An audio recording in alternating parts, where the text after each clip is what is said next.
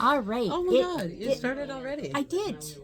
Well, because if I wait for you to say yes, you won't ever say yes. Okay, you gotta get your head in here. I'm quite comfortable. There is another person over there. I'm quite comfortable. Well, if you don't, then people just hear this voice, and it'll think that they are hearing voices.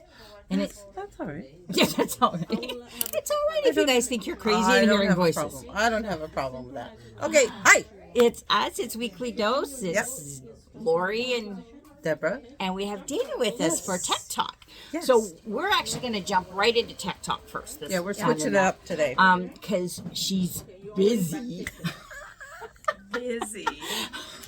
I'm No not. air quotes necessary. I have no Right, idea yeah, what she exactly. possibly could be busy doing. No, it's just because all those machines, they just fix themselves. They do. Sometimes. Yeah. Her Okay. hair's driving me crazy this morning. So if you see me messing around with it, because it's like, We know. Yeah. We don't know why. Okay. All right. because Good. I'm already insane enough. I don't need extra help. Okay.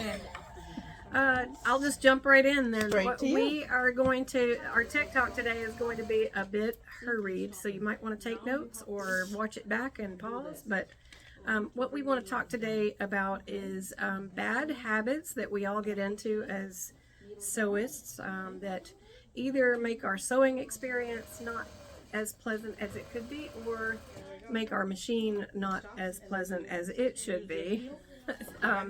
Some of them, especially the newer machines, are a bit sensitive to certain habits that we have. Even the older ones, though, can fall victim to some of this. I just wanted to bring up that everybody who's watching this video, if you're watching, you're probably wanting to enjoy your sewing, and it should be enjoyable. It shouldn't be going to the gym or whatever. We all know that we need It's to supposed do to be some fun. things for ourselves, but this sewing should be something you really want to do. So if you're finding that you're sitting down to your machine to do a project and you're maybe not looking forward to it because you always have some problems happen, a lot of those problems can be traced back to these bad habits. And so I want to tell you about some bad habits and then tell you how to resolve them, like, easily. So the first one is we want to talk about using good quality materials, things like threads and fabrics and needles, versus poor quality or even old. Sometimes people want to use things because they've had them around and haven't used them. And in some cases that might work. But if you find that you're using grandma's thread on a wooden spool and you also get loops on the bottom of your fabric every time you sit down to sew, those two things might be associated. Same with needles, same with everything. We really recommend that you always stick to very good quality threads. I'm sorry, I have a note. I can't remember anything. Good quality threads, good quality needles. If you don't understand what that means, come into Tom's or call us and ask, and we will tell you. The right needle for the project is also That a is big true. thing. Like yesterday we had someone in, and she was doing stretch stitches on her fabric. And she said, I stitch it, and then as soon as it stretches, all it pops and stuff. And so we were talking, and, I says, well, you need a stretch needle.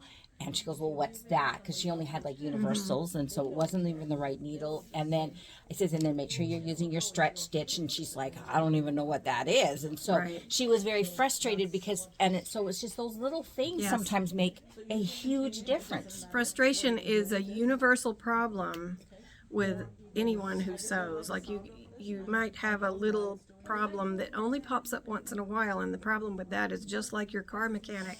If it only happens once in a while, sometimes it's hard to know what causes that. So that is a good point. If you are doing a project and you haven't done it 1,000 times before and done it successfully and without frustration, then that is a great thing to come in and just ask a couple of questions.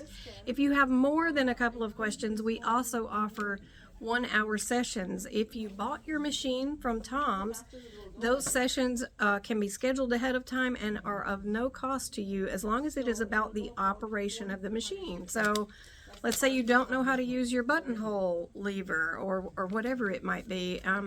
Those kinds of things can be done at no cost, and we also offer very low cost 1-hour sessions, one-on-one with somebody in the staff. And we also have very good beginner level classes, and we often cover these things even during a project class.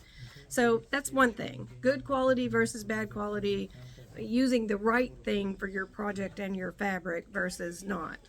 The next thing is, and I cannot express to you how common this issue is. I just yesterday spoke with a customer about this very thing, and they had no idea. And she's been sewing for a long, long time. And that is when you thread the top of your machine, I do not care what kind of machine it is. If it is a sewing machine, and I don't mean a serger, of course, if it is a sewing machine, you need to thread your top part of your machine with the presser foot up instead of down. And that is one of the most common causes of intermittent looping on the bottom. This is because when you thread your machine at the top part of it, you are laying your fabric, not your fabric. You're putting your thread in so that it will, in most cases and in most machines, it's going between two discs. And the thread needs to be between the discs, not laying at the junction of the discs. When your presser foot is down, the discs are together, and they're supposed to be holding your thread at a certain tension. So if it's holding it tightly, it's tight, high tension. If it's holding it loosely, it's low or loose tension. If they're together though, when you thread, the thread may or may not make it into those discs. You might be able to floss it in, or when you put your fabric in, you're going to lift your presser foot a little bit, and then you might tug on your threads, and that might get it in there, which explains the intermittent nature of this problem. I find that because on one of my machines, well, both my machines, but you have to put, in order to use the automatic threader, you lock the machine and that puts the presser foot down. And so sometimes we put that presser foot down, or we lock our machine and then going, okay, lock it and then thread it. But that's not what you need to do. That's not you the thing. thread it, then lock it for that last thing, because once that presser foot goes down, and I noticed that on mine, that if I try and thread it with the lock on, then it doesn't necessarily go. Not necessarily, although some of the newer models that do have still the lock function have figured out that the only thing you lock it for is threading, and so they don't put all the pressure on.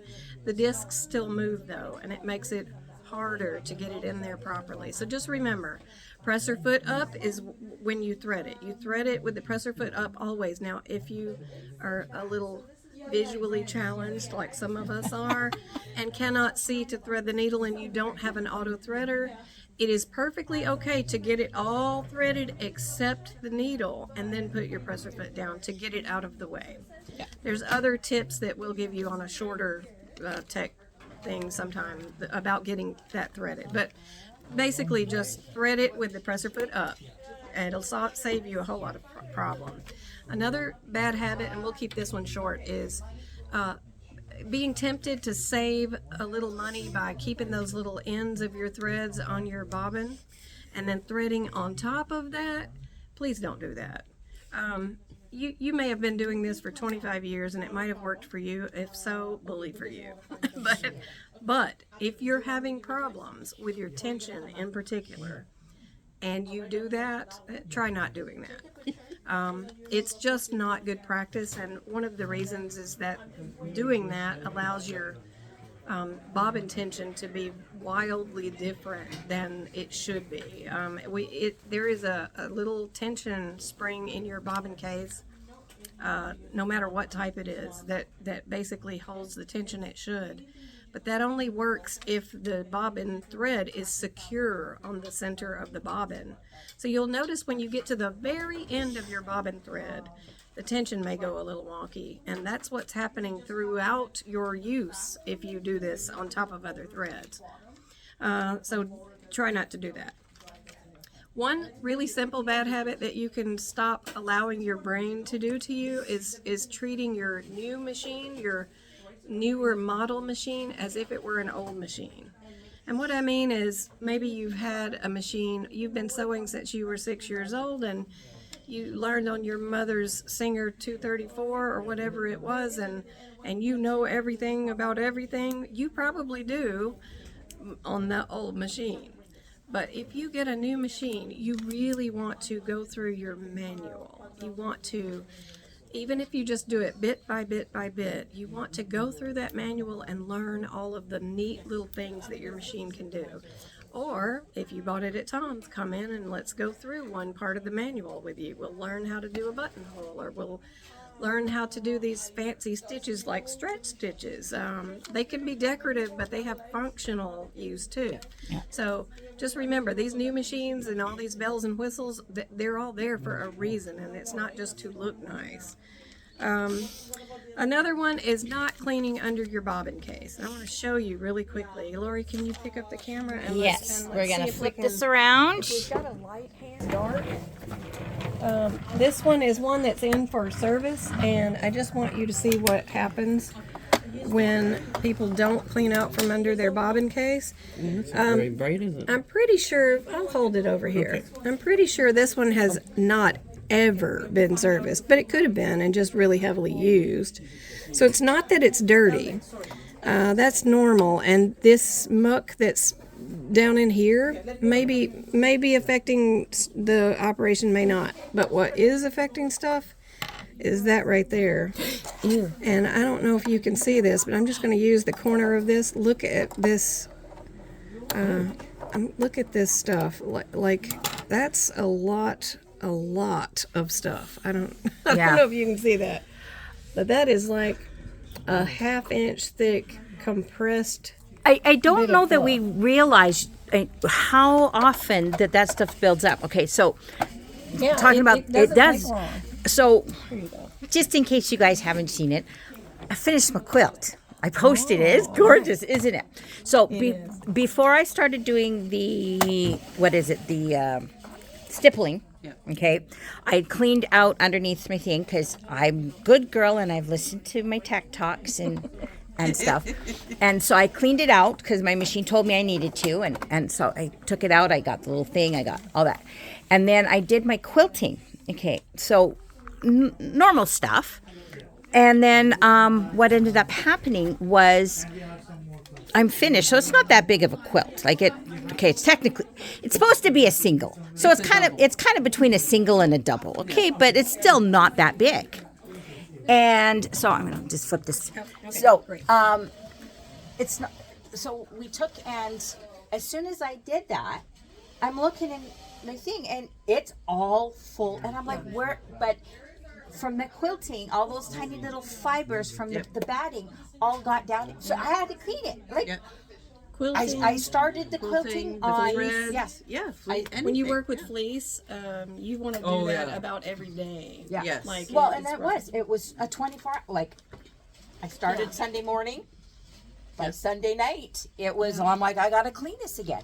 And so so depending on what you're doing, you don't really realize how much that's building up. And so you can sit there, I did it a couple weeks ago, but depending on how much weeks ago. Yeah, but depends on your if you did one little project, for like 30 seconds, but if you've done a ton of sewing, those 2 weeks can really build up in there. The amount that you use it and the things that you're using it for, the fabrics that you're using, the threads that you're using, all of that matters. So if you don't know how to either clean under your bobbin case, or let's say you know that you need to clean it and how, but you're not 100% sure about how to get your bobbin case back in properly, because that's very important.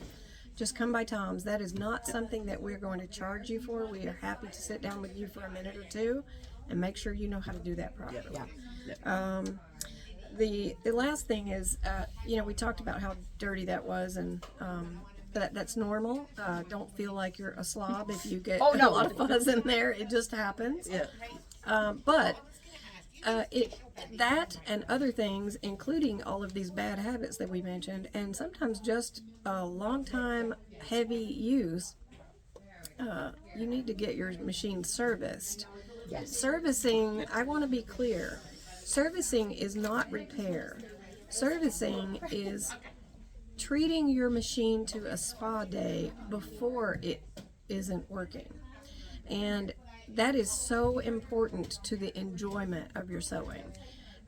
Your machine is when you get it new, it's like, a 6-year-old at the playground. It's ready to do all the things and use all the things, and it does it smoothly and quickly, and things just work. And after a good long year of like using it every day and doing a lot of projects, it's more like a 30-year-old. It's not old, it's not broken, but it could use a spa day.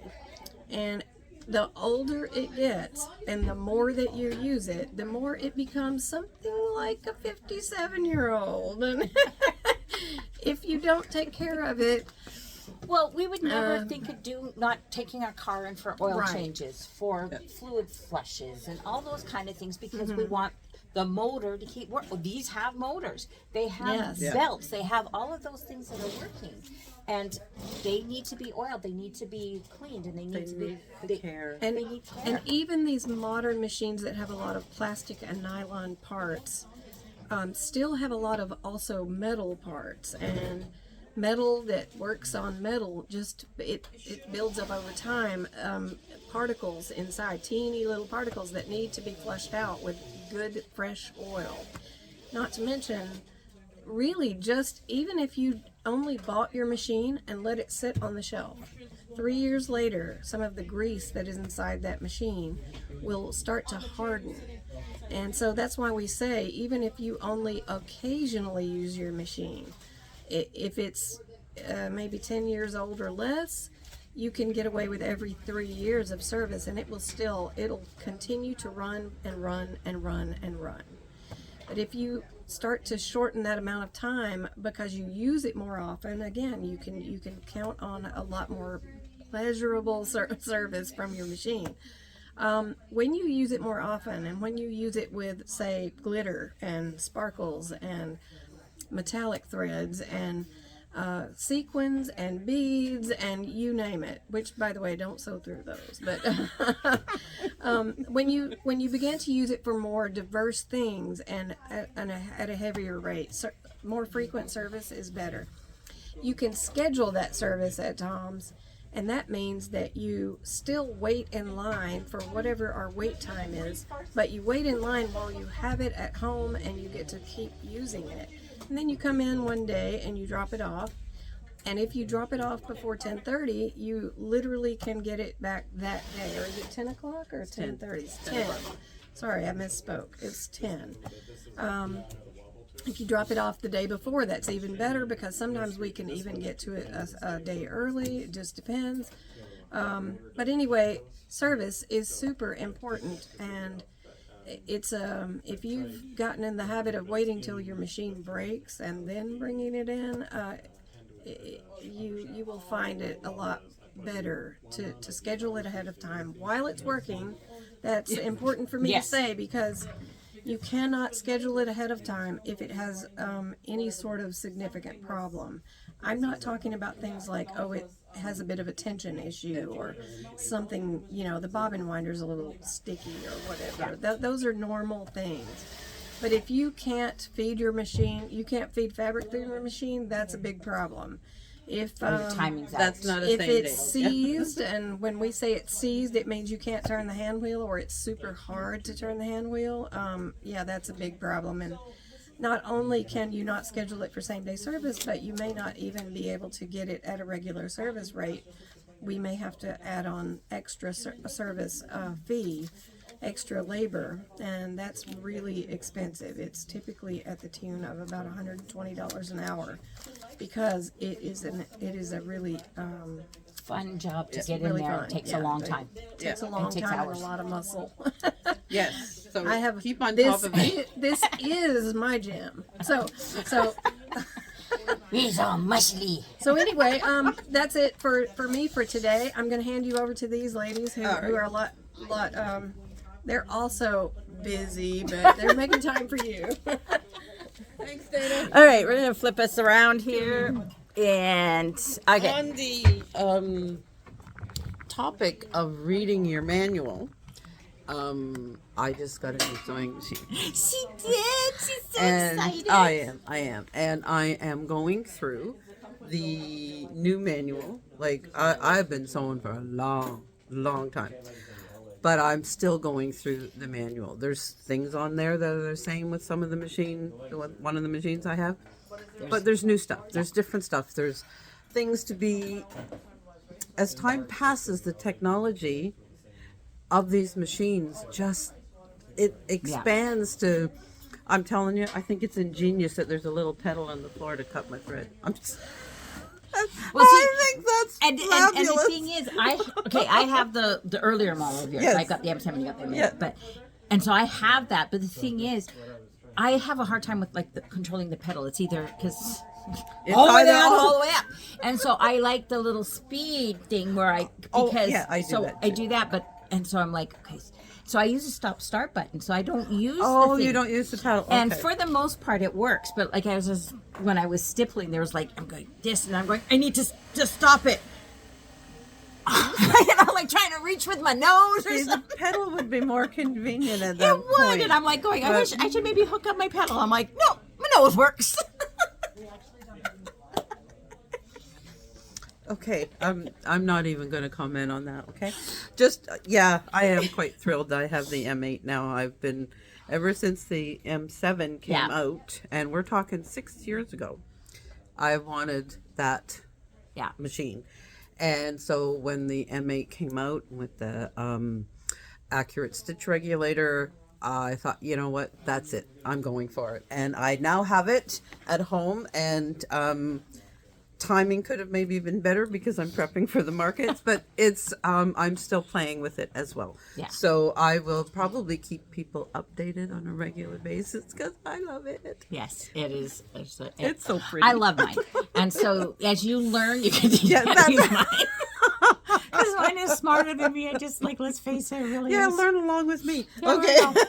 Okay, so Alrighty, so announcements. us now. Let's see, what do we have for announcements? Okay, so as she did indicate, we are kind of busy, so we haven't really done our due diligence here and coming it's up with crazy our, around here because it's that time of year we just got shipments and shit, and moving things around and just kind of finding room for everything again. Come find stuff and here and take it so it's got a space at your house. Yes. Then we can order more stuff because that's really what we like doing is really ordering stuff. We get this stuff. Especially the fabric. Yes, which we got more fabric in. Yes. Last night we did after we closed. Yeah, so we got more fabric in. So come check it out. We've been moving things around because we're trying to find room for the machines so they're out so you can test them. It's just so super crazy. No. And then that. It is. Yeah, they're testing out machines over there. Yeah. And it's so crazy around here. Yes. Most of or some of you may know, we do pre-record just in case there's, things. But we've been trying for the last day and a half to try because it's been so crazy busy. Yeah. With everybody and this and that, and this morning, okay, we gotta, we're trying to find a little corner where there wasn't a bunch of customers and this and that, and so lessons and so it's it's so that when we had Danny got see some really cool fabric, and I know it's a distraction, but it's just it is. But come join us. It is a fun crazy going on. It's that. It is. And so if you ever wonder why we seem a little odd, maybe you need to come check us out and you'll know why. There's a lot of reasons why we're a little odd, and then we feed off of each other. So like I said, the announcements I really don't have beyond the fact that we've got fabric and fabric and fabric and machines and machines. It is so cute because normally they line up this way, now they're all at an angle. There's still the Teach the World to Sew Day coming up, and it is it's starting to fill up. So if you were thinking about it and you've got a non-sewer who wants to start and you're thinking you could get somebody else addicted, get yourself on the list and just give us a call. I'm going to ask for both names, the person that you're bringing as well, just so that we know.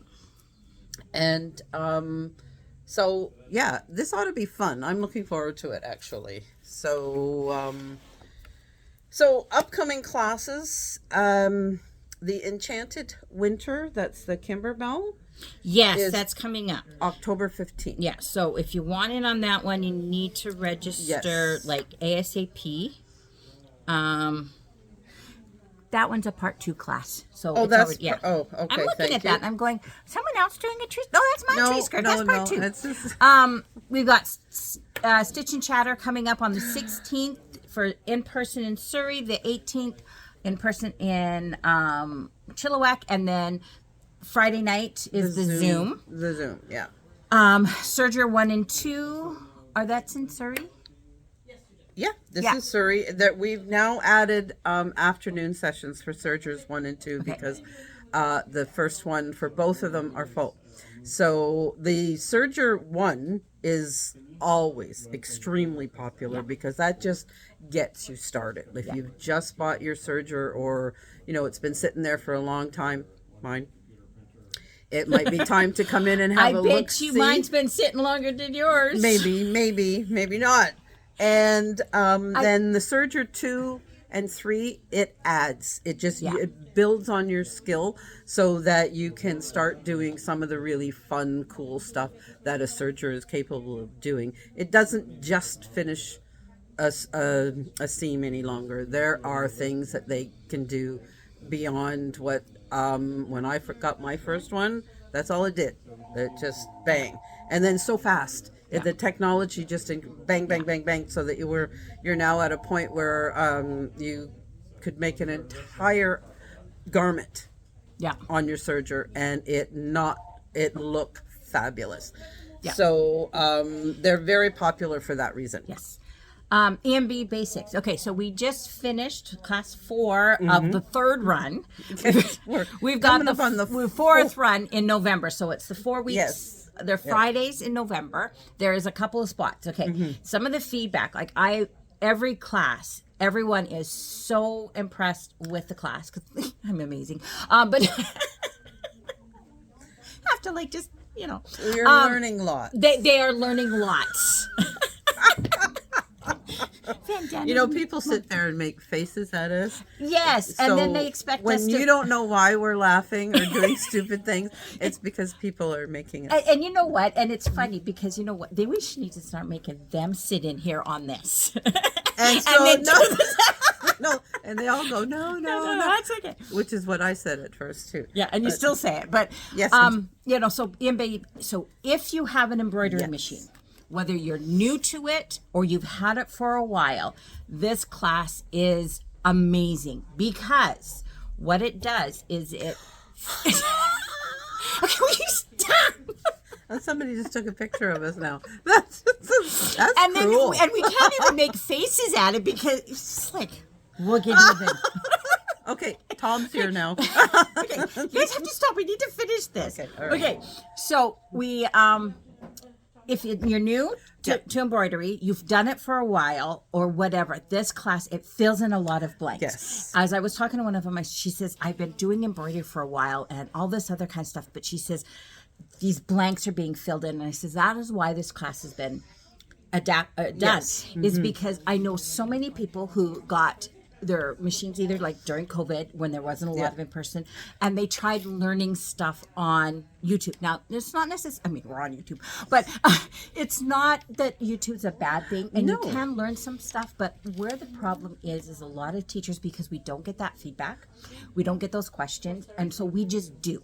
Yes. And we go on autopilot, and so we know these things instinctively because, and so we forget to say, you need to do this. One thing is about hooping, right? So many people have so many problems with that. They're going, I don't like this company because I do their projects and nothing lines up and it's got really bad digitizing. It's not the digitizing. It's because it's not hoop. It's not hoop. There's so many people that come in and their hoop and their stuff is in there and it's like a hammock. And they're like, that's wrong. Yes, it needs to be tight like a drum. Yeah, it needs to drum. It needs to make that drum. sound. Yeah. And there's certain tips to get that. But, when you're watching YouTube, they sit there and say, okay, hoop your fabric or hoop your project or hoop your stabilizer or whatever. And that's it. Yeah. But there is more to it than that. And so this fills in. And so we've got, a couple spots. So if you've been at it for a while, come join us. We have so much fun. We do 4 different projects, everything like we do a zipper bag, we do a cinch bag, we do a t-shirt, we do a tea towel, and it's so much fun. It is. And It you get is. to spend time with me. Yes. And I wanted to point out the ruler class that starts, the ruler one that starts next weekend. That is the very first, it's essential that if you wanted to take further, that you take that one. We have people on the wait list, and we will be adding in the new year another ruler one. There just isn't time to fill it into the calendar at this point because the calendar is full with classes. So if you're interested, put your name on the wait list, and then as soon as we get the new one up for the new year, I will be reaching out to people to let them know the dates and that you can sign up and you can get in there, because in order for the other ones to make sense or even to move forward on your own, it's really, really helpful to get this one under your belt. She's going to show us how to, set the ruler foot, how to use your crosshair ruler, all of those things that are the essential parts, and the echo things and all of that. So if you're interested in that, get your name on the wait list, because then I can get in touch with you when I do have a date. Okay? Great. You have That's a it. date? Awesome. I don't date anymore. That's what my mother-in-law says too. All right. Customer Appreciation Day. Yes. We want to make sure that people start getting that on their date, or on their date, on their calendar. That's in Surrey. It is the first Saturday in December. So I'm going to give you that date right now. So December 6th is Customer Appreciation Day in Surrey, and the 5th will be Customer Appreciation Day out in Chilliwack at Country Folk. Okay, so make sure you mark those. We've been working on classes. We got some really good ideas. We got to make it take. So it's it'll be up on the calendar. And I think soon. And I think the owls will be there again. Some will be dressed and some won't be. We're not bringing in naked elves. Oh. Okay. Too bad. I might not date anymore, but I'm not dead. Okay, all right. It's been fun, people. I blame them for making so many things. They did. And then They just got us off on a ridiculous thing here. All right. Have a good week. I know the sun's not out, but go enjoy the day. Yeah, exactly. Enjoy your Thanksgiving this weekend with family. Try not to murder family. Yes. Because, it's not all it's hepped up to be. All righty. All right. We'll talk to you later. Okay. Bye. Bye.